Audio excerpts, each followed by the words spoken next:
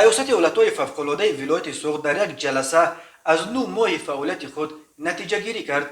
انورجان قاسموف معاون سردار این نهاد در حساباتش گفت در 9 ماه اول سال 2021 در حدود ولایت 516 حادثه های فوق‌العاده گوناگون ثبت شدند که بر اثر آنها 124 نفر شهروندان به هلاکت رسیده.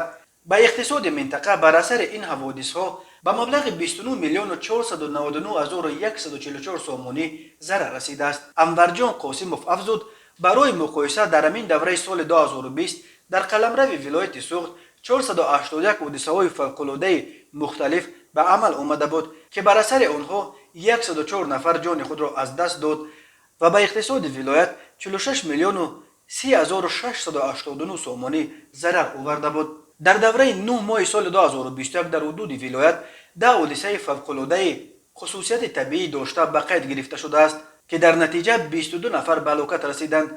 در همین دوره سال 2020 در حدود ولایت 7 حادثه فوق‌العاده خصوصیت طبیعی ثبت شده مبلغ ضرر 42 میلیون و 766 هزار و 607 سامانی را تشکیل داد.